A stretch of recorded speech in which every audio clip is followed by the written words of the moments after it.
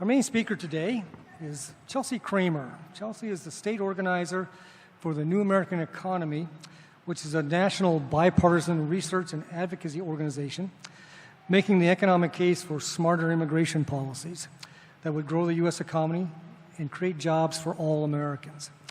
She focuses on building relationships and creating a broad Texas network that can be mobilized to engage in immigration debate through the lens of the positive economic impact immigrants have on the Texas economy. So here to present New Americans in Houston, an economic engine, help me give a warm welcome to Chelsie Kramer.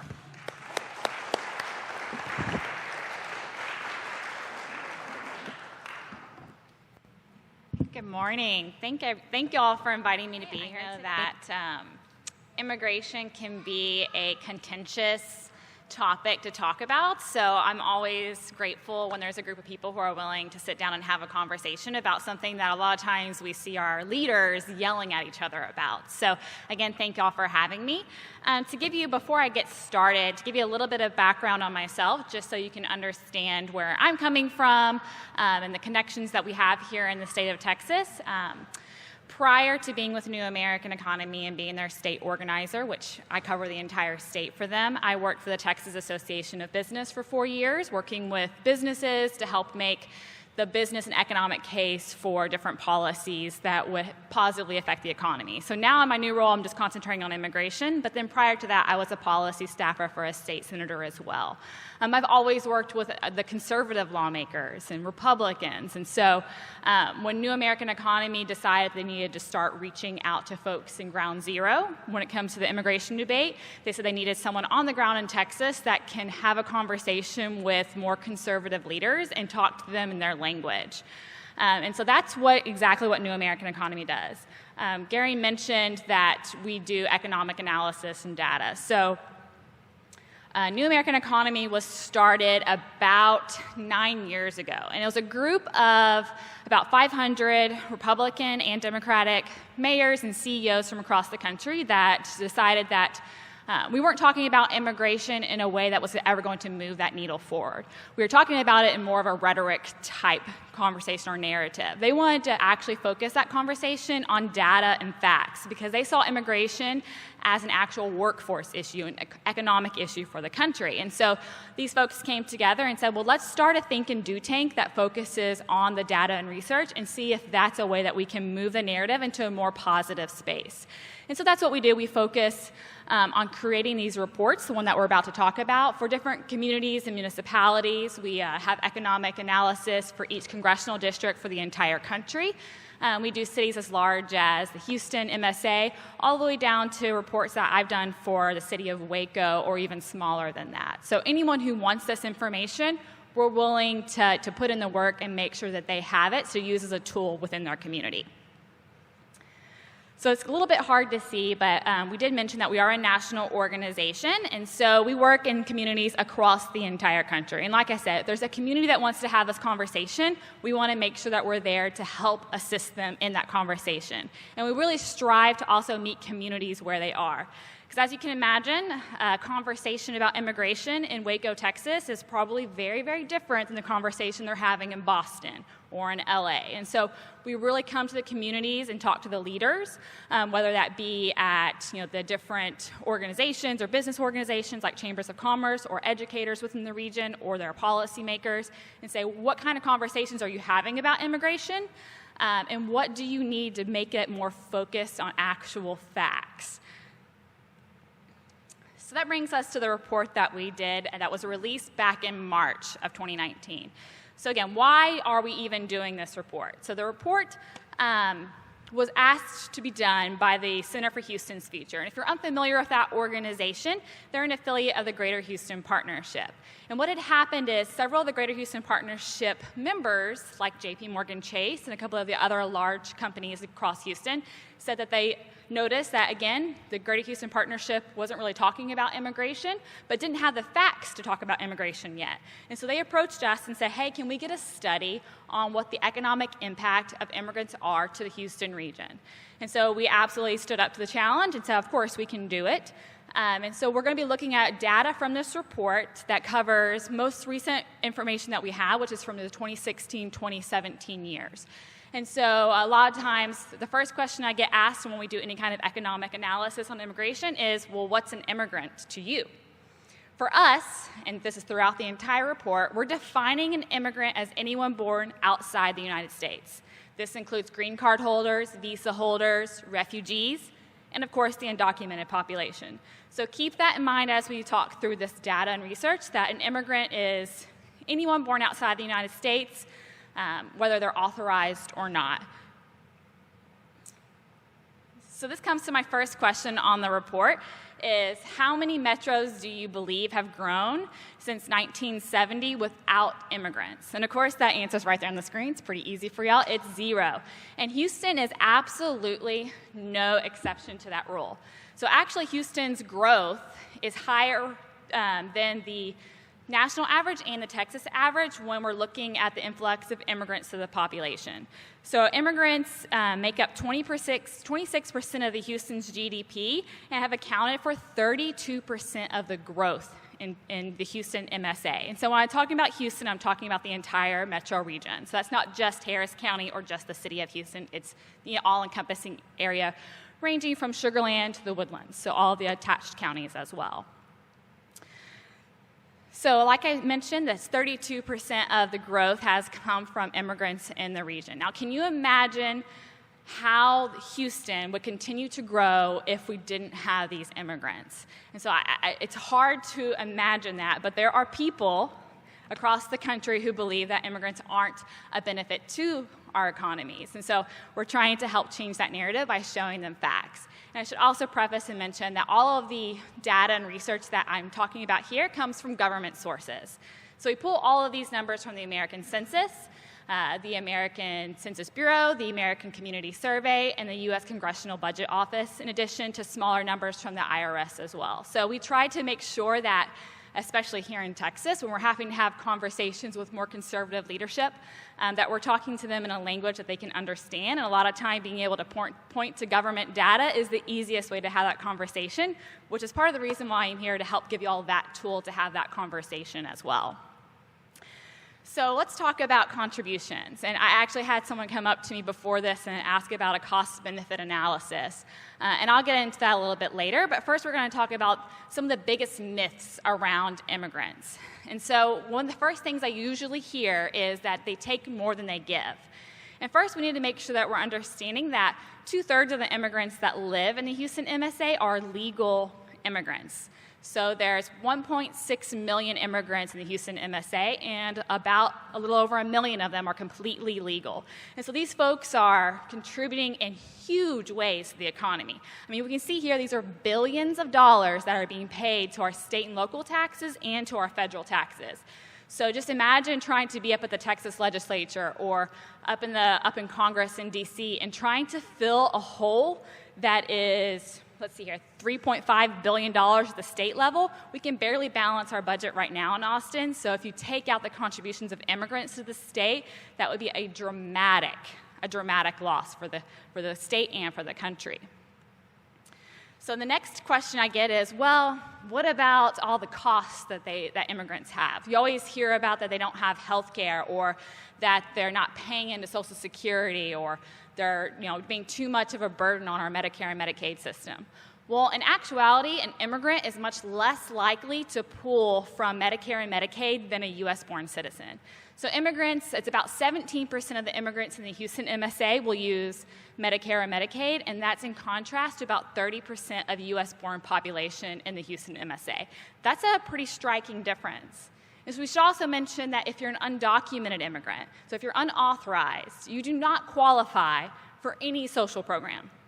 And this is a huge myth that we see throughout the country as well. People assume that if you're an undocumented immigrant, and I've actually had people argue with me on this, that they're receiving food stamps or they're receiving Medicare and Medicaid. And that's just not the case, because they don't qualify, because they're not a U.S. citizen or they're not here of legal status. But we can see here that our immigrants here in this is just the Houston MSA, are contributing billions of dollars to Social Security and to Medicare.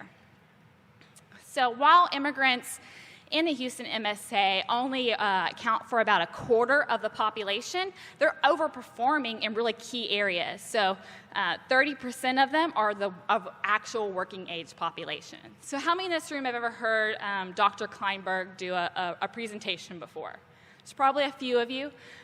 What usually comes out and says immediately is that our population, especially here in Texas, is aging. So who are going to be the workers that are filling these jobs and continuing to grow the economy? Well, right now, those are the immigrants that we have that we're attracting to the city of Houston, to Harris County, and to Texas, and to the country in general. In addition to that, STEM jobs are an extremely important part of our economy, especially here in the state of Texas and especially here in Houston. And immigrants outperform that as well, with nearly a third of immigrants being in STEM, when keeping in mind that only a quarter of our population is made up by immigrants. And on the topic of STEM, just to kind of reiterate how important STEM jobs are to Texas, in 2015, this is a dramatic number, that there was, for every unemployed, there was 13 STEM jobs available. So that's just showing you that if we have, if our immigrants are outperforming when it comes to STEM jobs, and Texas needs STEM jobs to grow, we want to make sure that we're attracting those immigrants and also making it easy for them to be able to work in these jobs. We can get into the weeds on how difficult it is for immigrants to come here and get sponsored or become a visa or become legal, but usually those conversations are better focused for our immigration attorneys. But we're trying to focus on the fact here that Texas needs immigrants to fill some of these positions, and also keeping in mind that our entire population is aging. And I know many of you have probably heard the stories about millennials aren't reproducing at the same rate that their parents or their grandparents were. And so we're not even reproducing enough people to replace ourselves. So we do need to make sure that we're attracting talent to our country. So the industries, these numbers are probably not surprising to anyone in this room, but the industries that immigrants tend to concentrate in most in the Houston MSA. Nearly half of all the construction jobs in Houston are being filled by immigrants. Now, this was huge, especially 2 years ago. We're basically on the anniversary of Harvey hitting. The city bounced back relatively quickly, and a lot of that had to do with the large immigrant workforce that we had available to us to help start that rebuilding process as quickly as possible. There are other regions in the state that did not fare quite as well and are still in the process of rebuilding. And so a lot of what took place here in the city with how quickly we were able to get rebuilding had to do with the workforce that was available to us. And so we can't overlook the fact that even in times of crisis, these immigrants are stepping up to the plate and they're helping us rebuild.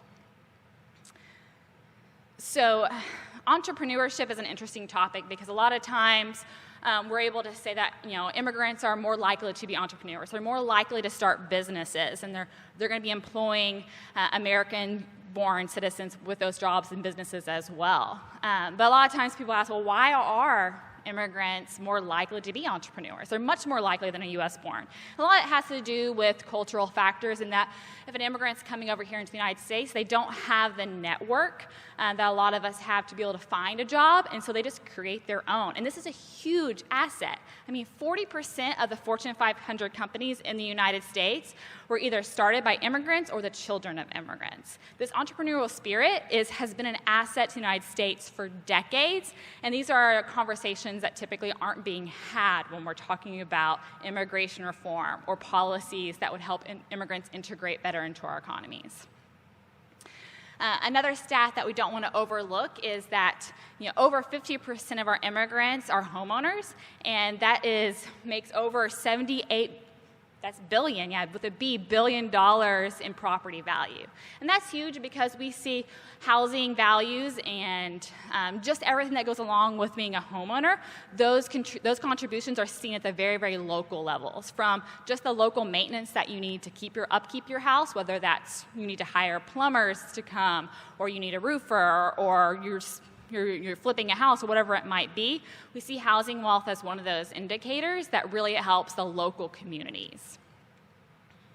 And of course, with the city of Houston, we have several really great institutions of higher education. And in kind of off-the-record, more anecdotal conversations, a lot of our institutions here in the city are very, very worried about the policies that are being talked about at the federal level and at the state level, because they're already seeing that they're not able to attract as many students into their different programs. And this is having a huge effect in the medical center specifically. So when 50% of your doctors here in the city of Houston are immigrants, you can see how this becomes a problem. So when your geneticist or your cancer doctor or your cardiovascular doctor are all immigrants, we need to make sure that we're attracting the next group of immigrants as well, but not just into our school system. So a lot of times we can attract students to come and study at Rice or study at one of our medical institutions, but we don't have the visa system to be able to keep them here. And that's a huge problem, because if we're going to educate these folks who want to live here in the United States, we need to make sure that they're able to serve the communities that educated them. And that's currently not happening right now. Although I will mention that there is a bill that is moving through Congress currently that passed out of the House that had, I believe, 30 different Texas congressional members as co-authors on, and now it's in the Senate. And Senator Cornyn, one of our senators here in Texas, is a co-sponsor of it as well. And it has to do with providing more visas for high-skilled labor. So that would include your doctors and your engineers. Now on to kind of the elephant in the room, and this is a question I get at the ending of every presentation, is like, what about the undocumented population? So there's about 600,000 undocumented immigrants in the Houston area. So that's about a third of our entire immigrant population that's here. And even though these folks are here on unauthorized status, they are making gigantic contributions to our taxing base. And so as you can see here, that's $11 billion in total income and millions of dollars, hundreds of millions of dollars being paid at the state and local level and the federal level.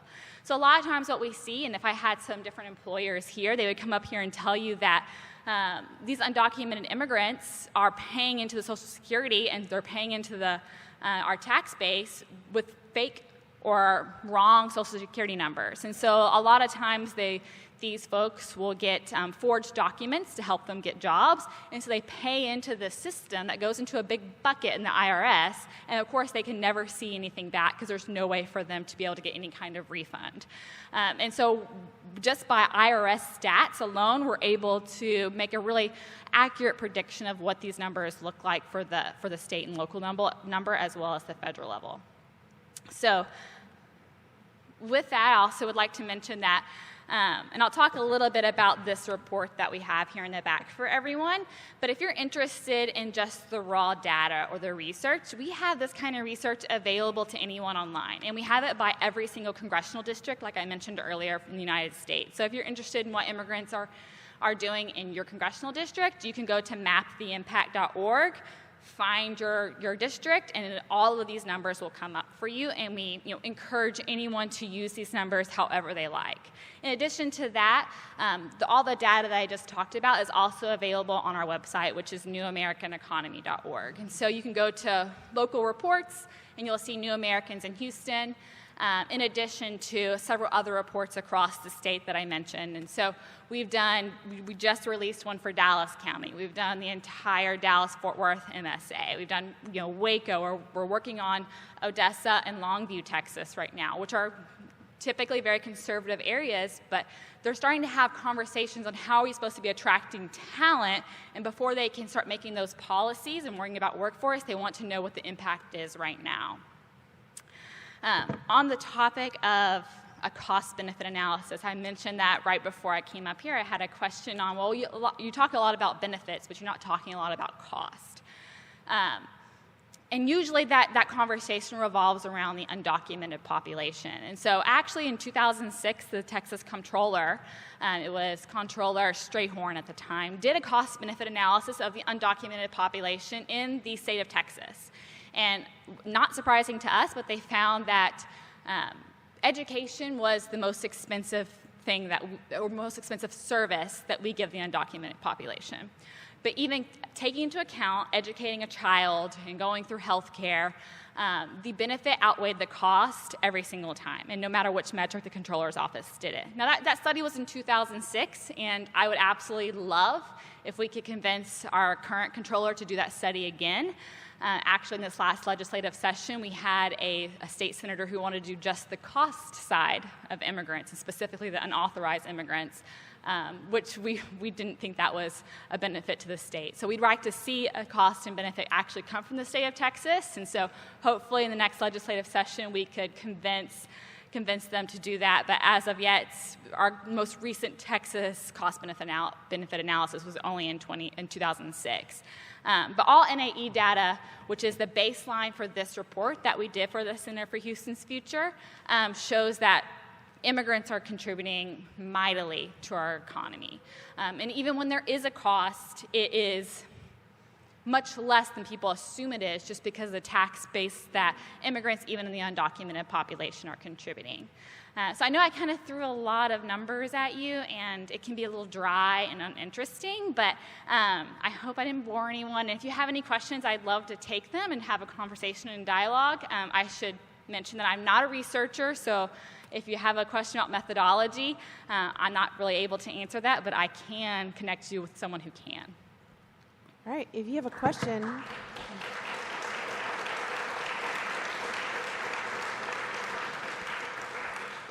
All right, we'll start over here. Good morning, and thank you so much. That was so enlightening. You know, one of the questions, you started off by saying that your data sets, plural, you define immigrant as a foreign-born.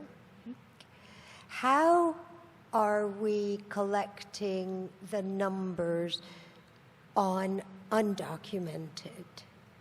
That's an excellent question. And that formula is actually a proprietary formula for us. And so it's a little secretive, and it's a lot of numbers being thrown around, but a lot of it has to do with the data that comes directly from the IRS and projections off of that. And so while we can't say that's a 100% exact number, because obviously the undocumented population is a very difficult population to count, because it is an entire group of people that are living in the shadows. There are lots of different methods that are being used to count that, and even other organizations that we partner with that are national organizations, like the National Immigration Forum, or local organizations like the Houston Immigrant Legal Services Group. Their numbers are within 50,000 of ours, and so we feel like our numbers are very accurate.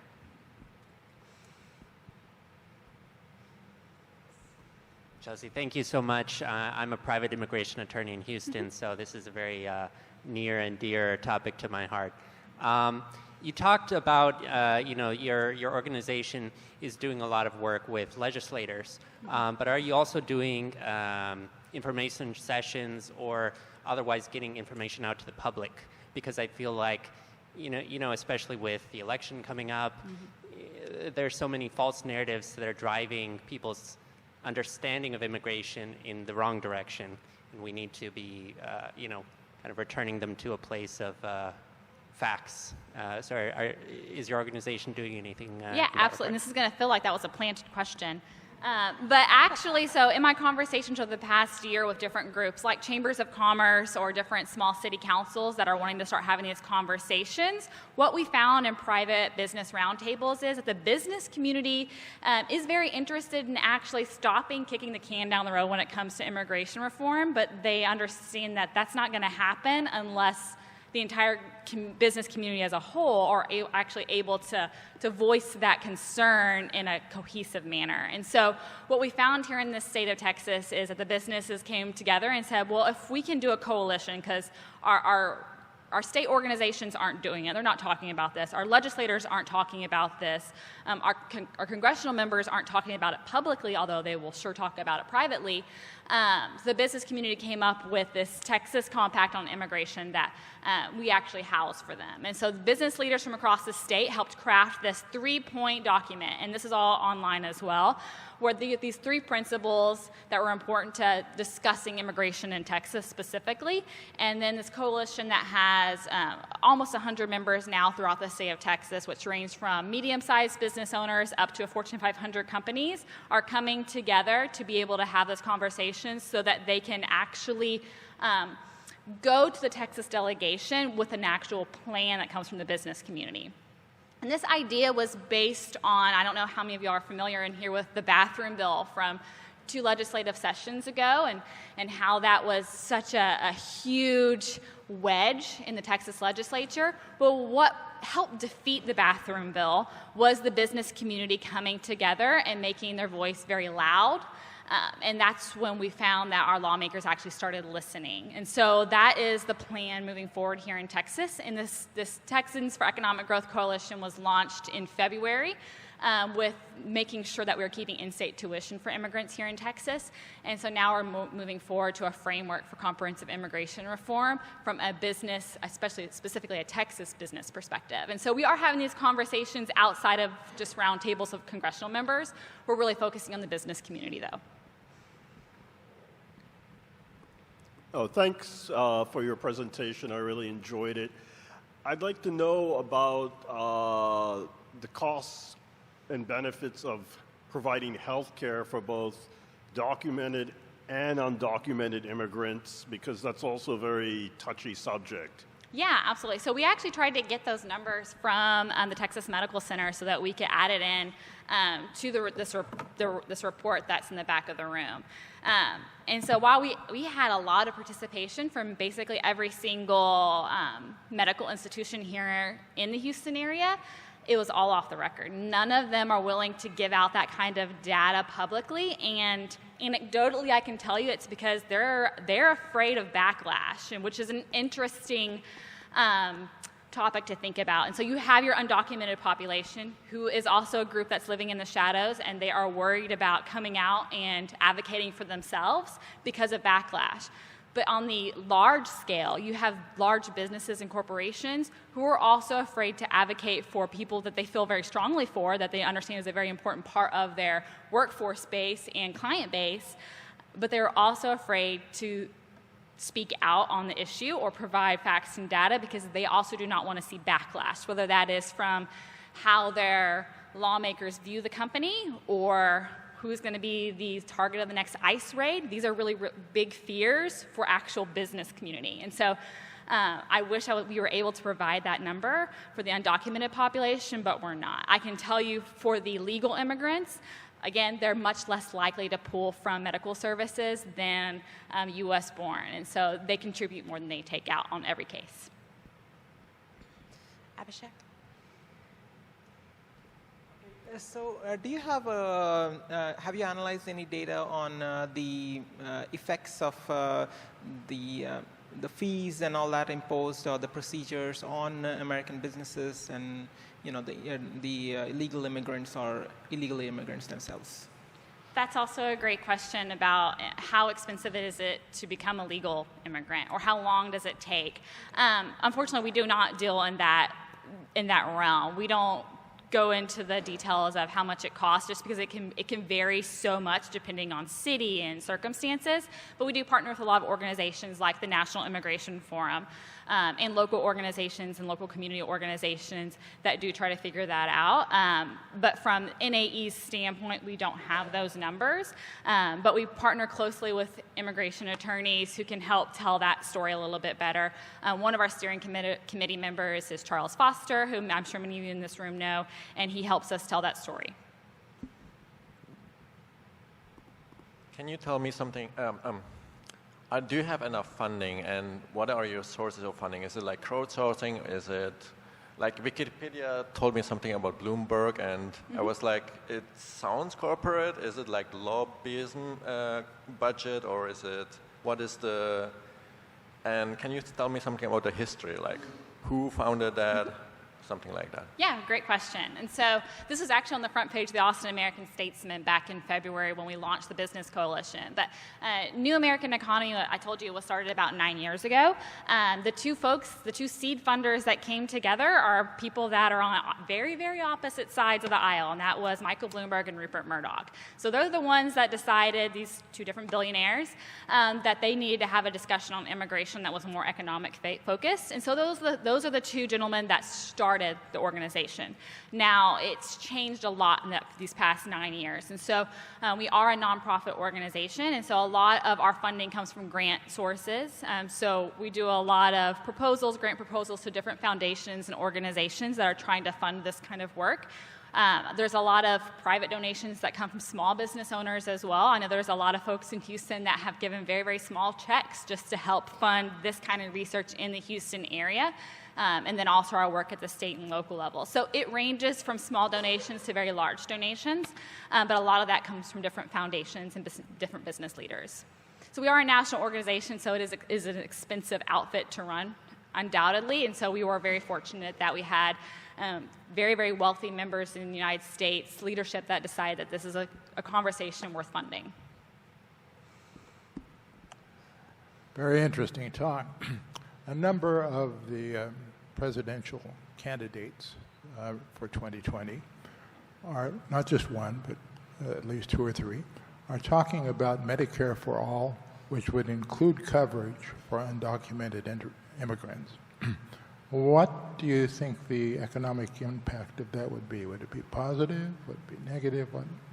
Any idea how that would work? Yeah, so without being a researcher or a quantitative analyst, I can tell you from anecdotal evidence from listening to different healthcare providers talk about the effects of policies like Senate Bill 4, which was the Sanctuary Cities bill here in Houston, and what that meant for the healthcare community, and specifically with different healthcare facilities that are serving the undocumented population. What they saw was after those policies came out, that less of their patients were coming to these clinics on a regular basis. And so what they saw was, instead of this undocumented population coming to these clinics that are providing a service for them, they would wait until whatever ailment or illness they had became severe, and then they would show up in an emergency room, which we all know is the most expensive way to get health care. And so from that evidence, from that anecdotal evidence, my assumption would be